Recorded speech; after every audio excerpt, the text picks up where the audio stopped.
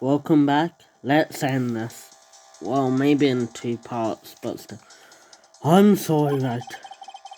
I just wasted all your effort. Mr. Ellsworth, I just don't believe it, sir. I mean, he killed your dad. I don't want to believe it myself, detective, but it's the truth. I deserve to be punished. Murder's murder, no matter what the circumstances. This is crazy, just crazy. Nick, what are you doing? Huh? Oh. I was just reading through the court record one more time. Getting my case ready. Your case for what? Huh? Isn't it obvious? I'm going to prove that Miles Ellsworth is innocent. What are you talking about, pal? You just admitted to it. He confessed that he did it in court. I'm sorry, Ellsworth, but I don't believe your nightmare.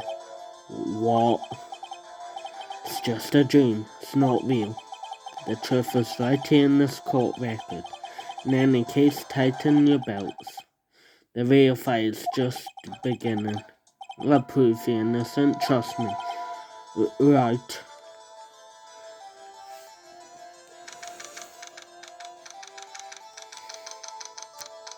Here we go. Now then, I'd like to resume our trial. Judge, Miles Ellsworth has admitted his own guilt. He has confessed his crime. Let us begin by hearing his testimony. Then through pointless,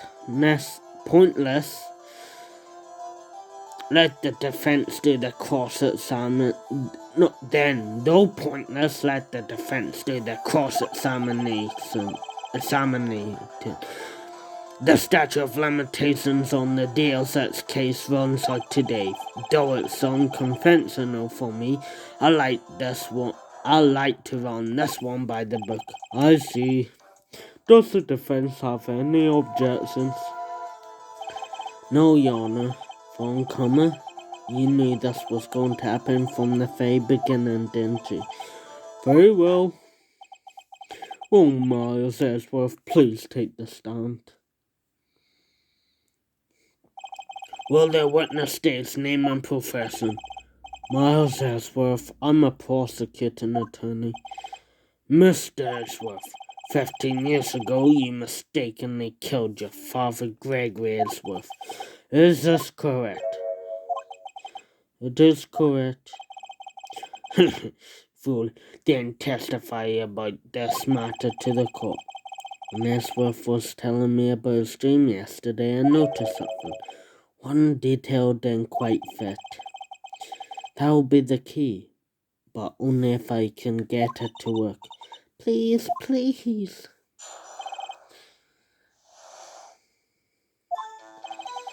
That day I'd gone to the courtroom to observe one of my father's trials.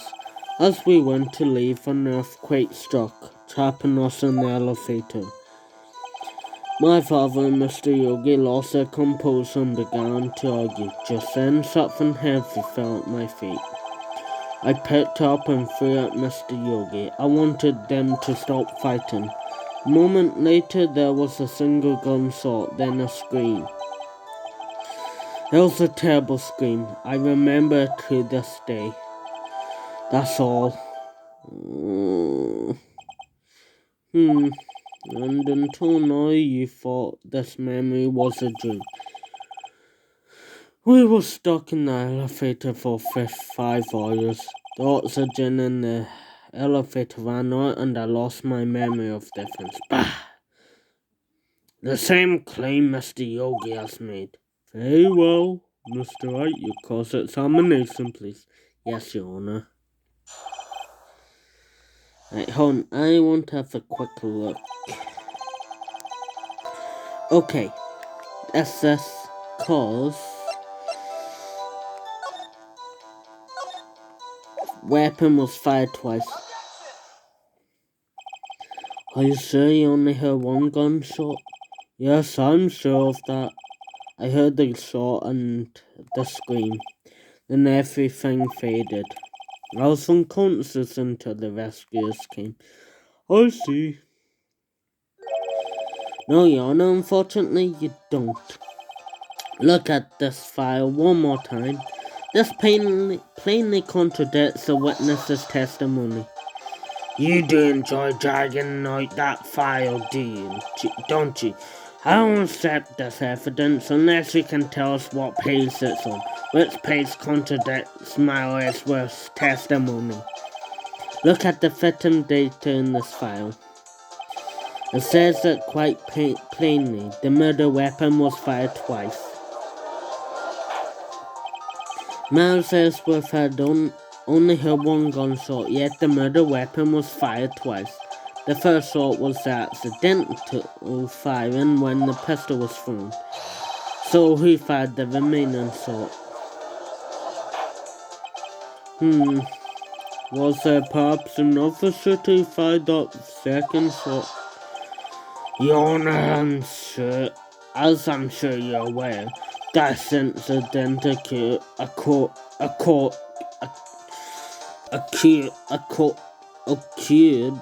15 years ago. The evidence is dated. The pistol was fired twice. However, we do not know when the second shot was fired. It might have been fired the day before the incident. There's no proof that the second shot had anything to do with this incident. What? I pointed out, but look at the... I see. You do have a point, Mr. Wright. The murder weapon was fired twice, as we heard. One of those shots were fired by the defendant, a boy at the time. Do you have any proof that the other shot had something to do with the case? I didn't think of that. I don't have any proof. I think that's what we have... So I suspected. Given all this happened 15 years ago, it's doubtful any performance. Nick, take a look at this. The court record. Look, doesn't this make you think? Well, okay. Well, it doesn't matter. Well, Your Honor, I think I will be able to read it. What? Impossible. I got messed up. No, Mr. Phone Common Safe. You're surprised for after you've seen the evidence. Well, very well, Mr. Wright. Source your proof. Do you have any evidence that the second firing of the pistols related to this incident? Look at this photograph. This is a photograph of the scene of the crime 15 years ago. I can see the victim lying there as Gregory Ellsworth. This proves the murder weapon was fired twice at the time of the incident. This photo proves it. So let me get this straight. This photo proves 2 shots were fired. Where? Your Honor, please get a clue. So the judge the contradiction in the photo. As should be obvious, the contradiction is here. I see a bullet hole in the door. Your Honor, Gregory Ellsworth was killed from a shot from the pistol, yet there's also a bullet hole in the elevator door. We also know that the murder weapon was fired twice. Thus, someone other than Ellsworth fired that second shot. Order, Mr. Wright, what are you driving at? It's simple, Your Honor. At the time of the incident, 2 shots were fired. One went into Gregory Ellsworth's shot, the other hit the elevator door. Remember that the defendant lost consciousness after the shot he fired rang. In conclusion, we must agree that the second shot was fired by someone else. Mr. Wright, but who else could someone else be? The murderer, of course. I knew I should have stepped in before your wild fantasies got off hand, Mr. Wright. Look once more at the DL6 incident case file. Look closely. Try the case summary page. The case summary, that's on page 1. Look what is written there. Not a single clue was found on the scene. Damn it, Manfred. Why? If the pistol had indeed been fired 2 times, then the other bullet would have been discovered on the scene. He does have a point. The second bullet has never been found. Why? Because the second bullet does not exist. The bullet that claimed Gregory Ainsworth's life was the one fired by his own son. That is the truth of this matter. The whole truth is undoubtedly something else that made the bullet hole in the door. Order, I will have order. Mr. Wright has proven one thing quite clearly. That the murder weapon was fired twice at the same time of the incident. However, as Mr. Phone says, the second bullet fire was not found. It is highly unlikely that the police merely overlooked the second bullet. So all we have is a single bullet fired. I'm afraid I have to discount the defense's claim. I praise the judge for his wisdom in this matter. How did this happen? I don't believe that the second bullet doesn't exist. Was I wrong? Have I been wrong about this whole incident? What are you doing, Nick? Why aren't you raising an objection? I'm sorry, Maya. What? It looks like I was wrong. Nick! The second bullet wasn't there, then all my conjectures are for nothing. No, but you said you didn't, Nick. You said your guess was declared innocent. I'm sorry. It's just when I saw the photograph, I thought that 2 shots had been fired. I was so certain of it. I thought I won.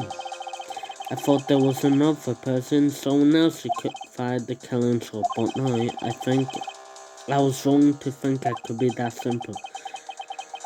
This case has stood on the whistle for 15 years. Nick! Well, it seems that we have finally cleared up this incident. Only one bullet was found at the scene of the crime. That shot was fired by Miles Ainsworth. Precisely. I would like to ask one thing of Miles Ainsworth before passing my verdict. Have you been paying attention to the trial so far? Yes, Your Honor. Do you have any objections? No, I do not. So you killed your father, though it's not your intention? Yes, I did. Oh no. He's accepted the guilt. Very well. The statute of limitations on the murder of Greg Ainsworth runs out today. Therefore, I must pronounce my verdict on the defendant right here. Right now. Indeed. Does anyone have any objections? Been here before? It's just like my first day in court. There are so many things I know I should be saying, but my mind's gone blank. I can't find the words. Mr. Wright. Your Honor, I object. Mr. Wright, on what grounds do you object, Ooh. Nick. I don't know, his case is perfect. Oh no. Yeah. It must exist. The second bullet. What? What did you just say? Nothing. The second bullet must exist, but where? Someone took it. It seems waiting is not going to produce any answers for Mr. Wright. Wait, Your Honor. The second bullet existed. What? But we just heard proof that it does not exist. I realize that, Your Honor. I'm merely grasping here. It's just someone took it from the scene of the crime. That's what happened. But who? The murderer. The murderer then tells just who is this murderer. I'm still thinking about that one. So the criminal took the second bullet, but why? Huh? First of all, how would they have found it? It's not easy to find a stray bullet, Mr. Wright. Was there some pressing need for the murderer to search for the bullet? Why would the murderer have spent time to look for the stray